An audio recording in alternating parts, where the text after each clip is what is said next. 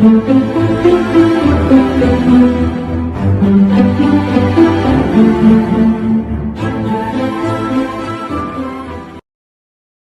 beaucoup, amis téléspectateurs de Amani TV, bonjour et bienvenue.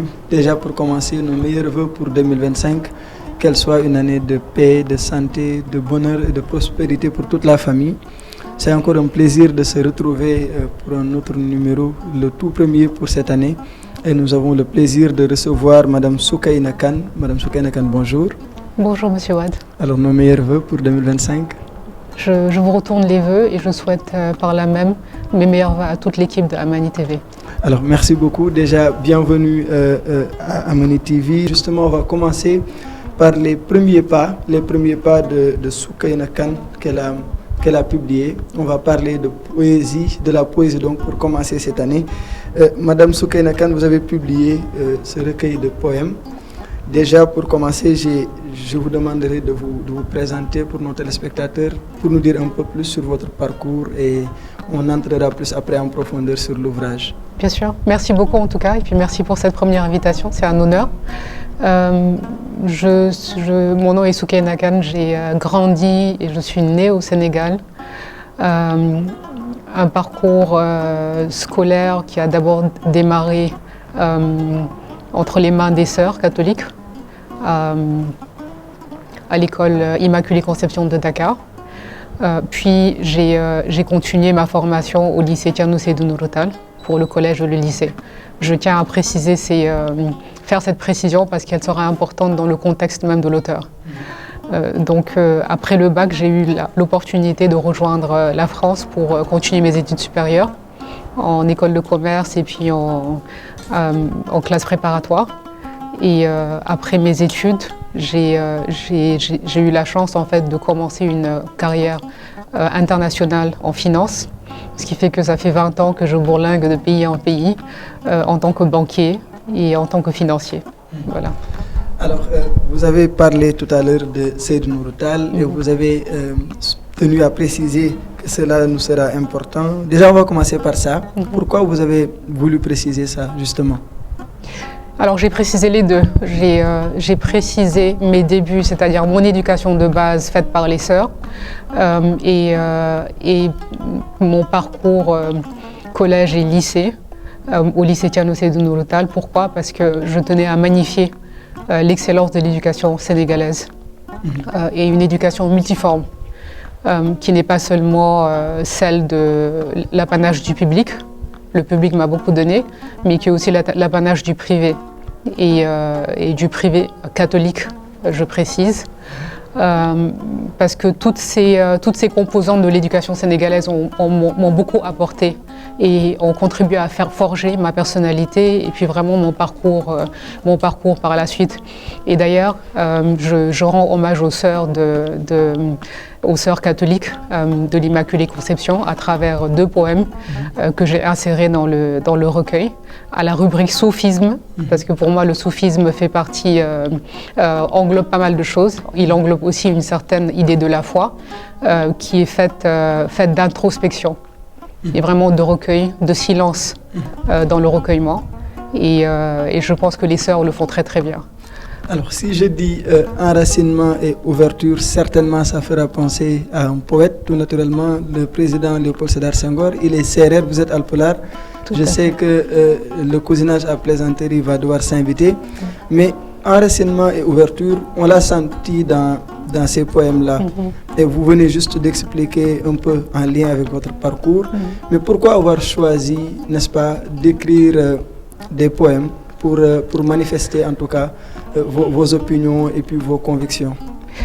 Alors, j'ai envie de dire que j'ai eu la chance de grandir dans une famille où la littérature était une partie prenante en fait de l'éducation.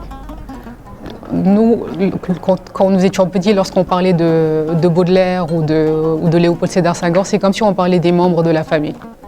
Et d'ailleurs, dans un des poèmes liminaires, il y a 3 poèmes qui introduisent en fait le recueil. L'un d'eux, je l'ai intitulé Point E. L'autre, je l'ai intitulé Passion contagieuse, en hommage à mon professeur de français. en terminale, au lycée Tiano Nouroutal, Monsieur Sec. Et quand vous lisez le poème Compassion contagieuse, en fait, je ne cite pas les poètes alors par leur nom de famille. Je parle de Charles pour Charles Baudelaire, je parle de Sédar pour Léopold Sédar Senghor, de Victor pour Hugo, parce que il était tout à fait normal pendant notre... Une certaine familiarité. Exactement, il y avait une familiarité parce que nous avons grandi dans cette je veux dire, environnement naturel où il fallait d'abord apprendre le Coran, être bien ancré dans sa spiritualité, mais aussi avoir cette ouverture d'esprit pour aller chercher vers les classiques d'ailleurs, pas seulement les classiques européens, mais même les classiques d'Amérique latine, ceux qui pourraient faire une jonction avec notre propre culture et nos propres réalités. Et donc, j'invite vraiment les jeunes de la génération actuelle et puis des générations futures à avoir ce regard critique-là sur ce qui vient de l'extérieur. Mais avant d'avoir ce regard critique, il faudrait d'abord être bien enraciné dans sa propre culture et dans ses propres origines. Ce que j'évoque d'ailleurs dans un des textes intitulé Le Nord, que j'ai écrit un jour où j'ai aidé mon fils à apprendre sa propre leçon d'histoire. Nous étions à l'époque à Paris et j'avais envie de lui dire qu'il était bien d'apprendre cette histoire française. Et il s'agissait de la Révolution à l'époque, la Révolution française. Mais sache que avant de scander les notions de liberté, d'égalité et de fraternité, sache qu'à la même époque, ou même avant cela, tes propres ancêtres avaient déjà brandi ces mêmes notions-là et les avaient ancrées de manière assez profonde dans la culture sénégalaise et la culture peul en général. C'est ce que vous disiez, n'est-ce pas, en disant ils t'apprendront le siècle des Lumières. Tu sauras en ton fort intérieur que ton peuple, je dis bien ton peuple, et comme d'autres d'ailleurs, a baigné dans la lumière bien avant qu'ils ne chantassent la leur. Tout à fait, parce qu'on a l'habitude d'être abreuvé des cultures d'autrui.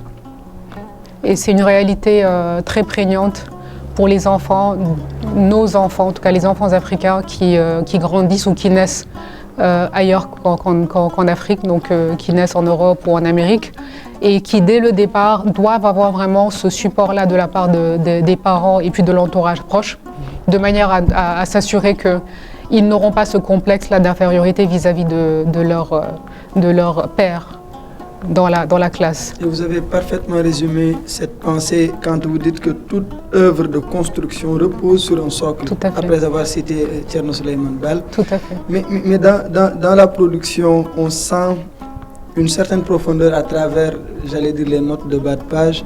On voit insister pour donner des références. Qu'est-ce que vous aviez voulu montrer en ayant cette approche-là? Merci beaucoup, c'est une très bonne question. Je voulais éviter que ce soit un recueil compris, lu uniquement par les nôtres, les Sénégalais ou les Mauritaniens ou les Maliens. Donc vraiment, nous autres ressortissants de la région de l'Afrique de l'Ouest. Comme je le disais, j'ai quand même une vingtaine d'années de carrière. J'ai beaucoup voyagé, j'ai des amis un peu partout dans le monde. Donc j'avais à cœur de m'assurer que le recueil que j'écrirais pourrait être compris par d'autres personnes. Parce qu'au-delà de lancer un message à notre propre jeune génération, il fallait aussi montrer aux autres que nous avions quelque chose à partager. Vous voyez ? Et que nous pouvions nous asseoir à la même table que ceux qui scandaient cette idée de révolution ou même ceux qui scandaient cette idée de démocratie, si je parle des États-Unis, parce que nous les avions déjà ancrés en nous-mêmes et dans notre sang et dans notre fort intérieur. Pour répondre aussi, une autre manière de répondre à votre question, c'est de dire que peut-être que ma carrière, en tout cas ma carrière scientifique et puis mes dispositions scientifiques font que j'essaie d'être assez rigoureuse dans ce que je fais et de m'assurer qu'il n'y a pas de choses que l'on met de côté ou que l'on néglige lorsque vous écrivez des choses, lorsque vous écrivez dans une langue autre que le français, parce que j'utilise des termes en Wolof comme en Pulaar, il faut s'assurer que la personne qui est en face et qui ouvre le recueil puisse comprendre. Et puis surtout avoir un contexte historique pour pouvoir décoder le texte. Tout ne pourra pas être décodé, mais au moins je permettrai au lectorat de pouvoir comprendre une certaine partie. Alors tout ne pourra pas être décodé, c'est quand même quelque chose qui est commune à toutes les productions poétiques en général, mais quand on revient maintenant en profondeur par rapport aux thématiques que vous avez eu à développer à travers vos poèmes, on vous voit par moments, en tout cas, utiliser des termes, vous l'avez dit tout à l'heure, Wolof, arabe, parfois même Pulaar. Alors, comment vous avez fait pour utiliser toutes ces langues en même temps et puis produire, en tout cas, vos textes? Comment vous avez procédé? Est-ce que ça vient naturellement ou c'est prémédité? Comment est-ce que vous avez procédé? Alors, l'écriture poétique n'est jamais préméditée. C'est une inspiration qui nous arrive, qui nous vient, et nous la retranscrivons, en tout cas nous l'écrivons telle qu'elle nous vient. Donc, je ne force pas le Pulaar, je ne force pas le Wolof comme l'arabe. C'est dans le contexte de l'écriture que telle ou telle langue me vient de manière naturelle. Et ce n'est pas un hasard parce que j'ai grandi dans une maison qui m'a permis en tout cas d'être très très à l'aise dans toutes ces langues-là. Donc, je veux dire, il n'y a pas vraiment de préméditation. Et pour répondre à votre question d'une autre manière, je dirais que peut-être de manière inconsciente, je voulais aussi montrer mon engagement pour comment s'appelle encore, la transmission en tout cas des langues locales. Montrer que même avec les langues locales, il y a quand même pas mal de choses qu'on peut faire. Alors, je vais entrer en tout cas au niveau de vos productions. Par exemple, si je prends un poème Choisir sa bataille, alors vous avez parlé en utilisant des termes, vous avez parlé de dame raison, vous avez parlé de siècle, etc. Un petit commentaire sur ce poème? Alors, c'est un poème très intéressant parce qu'il me semble que ce qui m'a inspiré, en tout cas, ce qui m'a poussé à écrire ce poème, c'était une réflexion autour de ma propre carrière en finance, où il y a des fois où il s'agit de placer des pions, mais de manière assez stratégique, et éviter à tout moment de s'emballer. Lorsque vous travaillez en banque, mais je veux dire en tant que banquier senior, vous manipulez des chiffres et vous manipulez des montants quand même assez conséquents au jour le jour. Il y a des enjeux de taille qui sont derrière. Et vous devez vous assurer que vous gardez toujours la tête sur les épaules. Parce qu'il y a des conséquences derrière chaque choix que vous faites. Vous voyez ?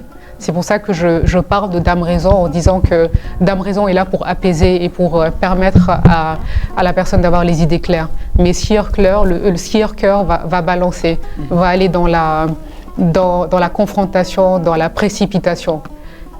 Il faut savoir se calmer pour avoir les idées claires. Et c'est pour ça que si vous regardez bien, la page, à la même page, vous avez choisir sa bataille, vous avez aussi la paix.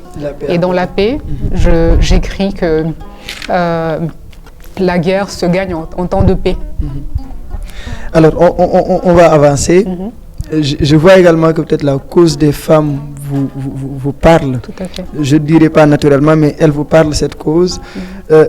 Vous parlez par exemple dans votre poème 8 mars, vous semblez donner des conseils, vous semblez donner votre opinion par rapport à la revendication des droits des femmes. Et vous dites qu'il faut d'abord assumer les devoirs. Quel est le message que vous avez voulu faire passer? Alors, J'ai écrit ce poème pendant une de mes missions en Afrique de l'Ouest. Et alors la mission coïncidait avec la célébration de la journée des droits des femmes, donc le 8 mars. Et j'avais été sidérée par la manière dont cette journée avait été organisée dans le pays où j'étais, donc c'était un pays de l'Afrique de l'Ouest. Les femmes s'étaient donné le mot pour acheter les mêmes pagnes, pour se mettre sur leur 31, etc. Vraiment s'habiller de manière assez ostentatoire. Et ça m'a donné à réfléchir en fait sur l'usage qu'on faisait de cette arme qui nous était donnée, c'est-à-dire de ce 8 mars qui était le nôtre et que nous devions vraiment utiliser pour nous poser, nous, en tant que femmes, et voir exactement quel est notre devoir déjà vis-à-vis de la génération à venir. Est-ce que nous leur transmettons les vraies valeurs? Est-ce que nous faisons en sorte que, au lieu d'être scotchés sur les réseaux sociaux, les réseaux asociaux que j'appelle dans ce texte-là, est-ce que on leur apprend les vrais piliers de l'engagement féminin à l'africaine? Et c'est pour ça que je me suis permis en fait de citer toutes ces figures-là, donc la reine Pokou. Et ça revient à ce que je disais tantôt par rapport aux notes de bas de page. J'en avais donné beaucoup pour parler de la reine Pokou, pour parler des femmes de Nder. Oui. Et vous avez expliqué tout à l'heure votre envie, votre volonté de vous faire comprendre par un public beaucoup plus large. Voilà. Mais on en apprend aussi. Moi, j'ai beaucoup appris. J'ai découvert des personnages que je ne connaissais pas. Mais en citant les Amazones, par exemple, de Dahomey, les femmes de Nder, en citant la reine Pokou, quel est le message derrière? Est-ce que vous voulez vraiment montrer quand même on a des références nous aussi? Mais au-delà des références, c'est avoir des femmes qui s'assument comme étant des leaders dans leur sphère. Nous n'avons pas besoin d'avoir des femmes présidents ou des femmes ministres. Je ne suis absolument pas féministe. Hein. J'ai toujours été pour la famille et pour l'émergence d'une famille et d'un socle familial assez solide et apaisé. Mais il est important pour les femmes, quel que soit l'endroit où elles se trouvent, quel que soit le contexte où elles opèrent, qu'elles puissent avoir une voix qui porte, une voix qui se fait entendre, et une voix qui fasse sens dans le contexte général. À l'image de la Grande Royale, certainement. Exactement. Et c'est pour ça que je finis le texte en disant qu'il faudrait que nous, femmes ayant vécu un certain nombre de choses, nous puissions nous assurer que la petite fille, donc l'élève qui se trouve au fond de la classe, aura le courage de lever la main pour partager ses opinions en classe, parce qu'on se rend compte que les filles en classe sont brillantes, mais elles ont une timidité qui les freine dans un certain nombre de choses et qui même freine le développement de leur carrière par la suite. Elles ont de très très bonnes notes en classe, mais une fois qu'elles arrivent à l'université, il y a un petit rééquilibrage qui se fait et il faut se poser la question pourquoi. Est-ce que sociologiquement, dans les familles, dans le cercle familial, on les a suffisamment outillées et armées pour aller faire face au monde extérieur? Alors, je vais poursuivre en suivant la même logique par rapport à l'ordre que vous faites aux mères, à nos mères. Vous commencez par revenir à la source, ode à la calebasse. Vous parlez des mères et à l'intérieur, vous décrivez également les femmes qui sont nous sommes, etc. Et j'ai bien aimé un poème, par exemple, Voici ma mère. Ça me renvoie à Voici ma mère. J'ai vu votre postfacie en parler. Comment est-ce que vous avez fait ce processus artistique-là pour jongler à la fois, en tout cas, talent dans l'écriture, mais aussi profondeur en faisant recours Je reviens sur le processus de création. Oui. Comment vous avez procédé? Alors, j'aime bien la citation de Sartre, en fait, qui écrit dans un de ses livres « Je finirai ma vie telle que je l'ai commencée, au milieu des livres. » Dans le bureau de mon grand-père, il y en avait partout. Oui. Vous voyez ? Je me retrouve dans cette citation parce qu'en réalité, la création artistique, en tout cas l'écriture, commence d'abord par un foisonnement dans la lecture. Il faut d'abord aimer lire, être vraiment dans cet effort de lecture constant, mais vraiment constant, et ne pas limiter son intérêt pour la lecture par, je veux dire, sur un certain thème ou une certaine sensibilité. Non, il faut vraiment avoir les yeux ouverts sur le monde entier. Et c'est peut-être cette passion pour l'écriture, très tôt, qui m'a donné toutes ces références-là, en fait, sur lesquelles je peux jouer. Parce qu'il faut d'abord avoir les clés avant de pouvoir commencer à écrire. Donc c'est pour ça que j'ai eu cette chance d'avoir grandi auprès de parents, grands-parents, qui m'ont vraiment initié à la lecture d'abord. Il faut savoir lire et il faut aimer lire. Je ne dis pas que tout écrivain n'est pas lecteur, n'est pas d'abord lecteur, mais ça aide quand même beaucoup dans le processus d'écriture. Maintenant, si vous voulez que je vous donne les détails du pourquoi, du comment, ce sera compliqué parce que ça vient, comme je le dis, par inspiration. Alors, ça vient par inspiration. Je vais revenir maintenant sur un aspect beaucoup plus factuel. Je vous ai vu parler dans votre poème La poussière. Je ne sais pas si je vais pouvoir retrouver. Et en ce moment-là, ce que vous faites, c'est que vous parlez d'une réalité qui touche le pays, mais d'une manière quand même qui montre votre position pour dire que je dénonce, en dénonçant justement, en tout cas, l'approche que nous avons pour régler nos problèmes au niveau du Sénégal. En ce moment-là, quelle a été votre inspiration? Ou j'allais dire, qu'est-ce qui vous a plus poussé à mener cette réflexion, puisque c'est un poème qui est rempli quand même de réflexion? Merci beaucoup. Enfin, c'est pas le seul texte que j'ai écrit pour dénoncer la situation que nous avons pu vivre ici au Sénégal dans les années précédentes. Voilà. C'est pas le seul. Bon, je pense que c'est le seul, ou en tout cas il y en a deux que j'ai sélectionnés dans le cadre de la publication de ce recueil, mais j'en ai d'autres que je mets de côté. Je répondrai par cette citation de Marguerite Duras qui avait l'habitude de dire « Écrire, c'est à la fois se taire et parler ». Vous voyez ? Quand vous faites face à ce genre de crise, parce que nous sortons d'une crise quand même assez profonde, crise politique, crise démocratique, qui nous a poussé à nous poser des questions, en tout cas sur notre futur, et aussi qu'est-ce que nous faisions de notre passé. Il est important de prendre de la distance par rapport aux événements factuels qui vous sont matraqués par la presse et par les vidéos, pour vraiment mettre sur écrit ce qui fait mal et ce qui, à mon sens, en tout cas au sens de la personne qui écrit, devrait être mis en évidence. Et ce que je voulais mettre en évidence au travers de ce texte, c'était de dire que nous avions toujours eu l'habitude de régler nos différends par le dialogue. Peut-être que c'est ce dialogue-là qui nous convient, parce que notre terre à nous est une terre faite de sable et de poussière. Donc à quoi bon vouloir se précipiter, courir et puis faire soulever cette poussière-là, parce que contrairement à l'Europe où tout est dallé, nous ne pouvons pas nous payer le luxe en fait de soulever cette poussière-là parce que nous n'avons pas de dalle. C'est ce qui explique un peu donc la poussière, le choix du terme. Exactement. Donc il faut savoir marcher, mais en pleine conscience du fait que nous sommes en train de marcher.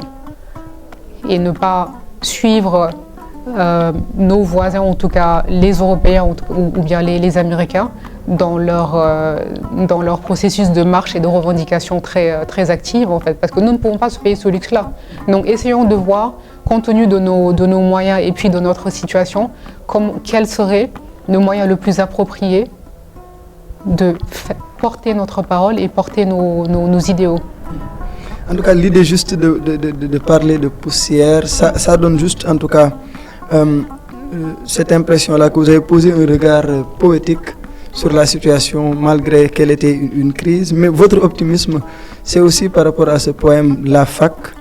Vous dites « Pardonne-leur leur cruauté, ils t'ont traité avec dureté, tes ailes d'ange, ils ont voulu souiller. Or en eux, le démon aime à résider. » En bas, on comprend que vous êtes optimiste puisque vous dites « Mais ton envol, longtemps, ils ne sauront retarder ». Qu'est-ce que vous pouvez commenter au niveau de ce poème-là, La fac? Alors, je mettrai ce poème, je le remettrai dans le contexte du recueil, parce que ce poème fait partie du thème du spleen. Exactement, dans le recueil. Vous avez 6 thèmes dans le recueil. Et le thème du spleen fait référence en fait à la notion de douleur et de résilience face à la douleur. Je vous le disais, j'ai grandi auprès des grands-mères. Il y en a une qui était psychologue pour enfants.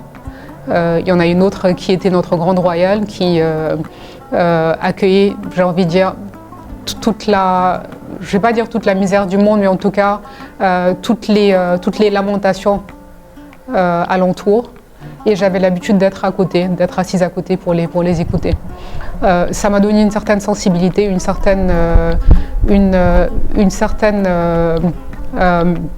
idée de la manière dont la douleur pourrait être estompée. Et la meilleure manière d'estomper la douleur, c'est d'écouter d'abord, de parler après. Vous voyez ?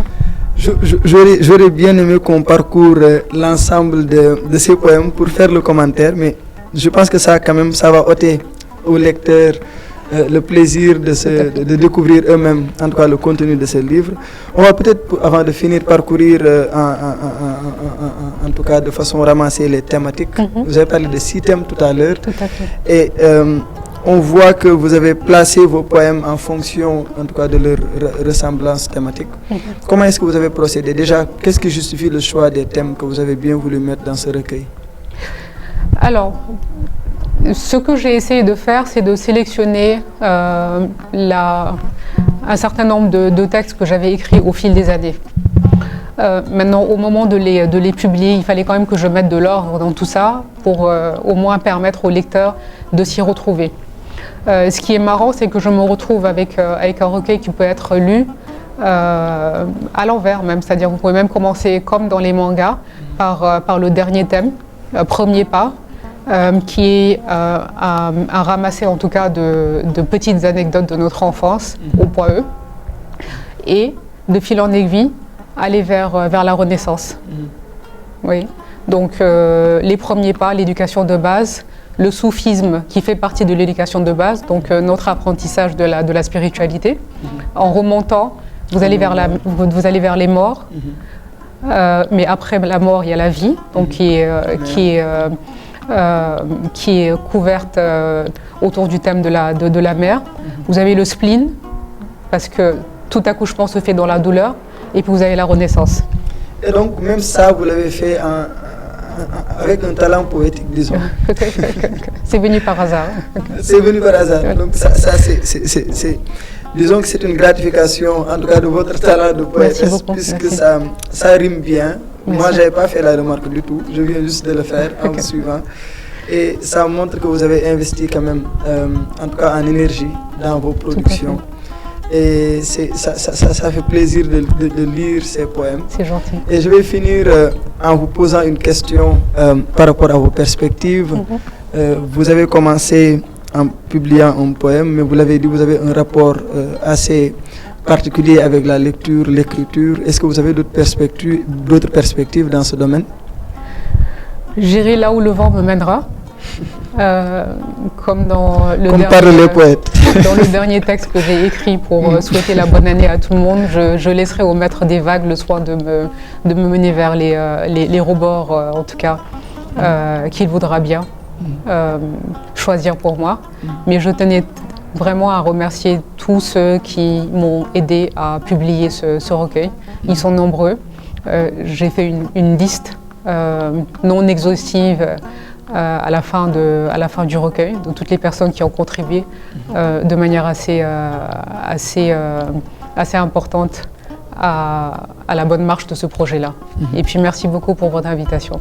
Je vous en prie. Je crois que en lisant le poème, au niveau de la préface, il y a, comment elle s'appelle encore, Fatimata Dialloba, qui dit que c'est vous qui avez ramassé, n'est-ce pas, cette plume avec laquelle vous avez écrit ce poème-là. C'est un beau texte également au tout début de l'œuvre. On vous en félicite en tout cas. Merci beaucoup. Et on vous souhaite également plein succès pour les autres perspectives qui sont dans l'avenir. Comme beaucoup. Vous avez dit, là où le vent vous mènera. Voilà. Merci beaucoup. Merci également à vous, amis téléspectateurs de Amani TV. C'était le tout premier entretien pour cette année. On espère continuer cette année ensemble pour découvrir encore d'autres auteurs, mais parler également de toutes les thématiques qui touchent l'Afrique, qui touchent le monde et qui touchent le Sénégal. On vous donne rendez-vous très bientôt sur Amani TV, la chaîne de l'Afrique.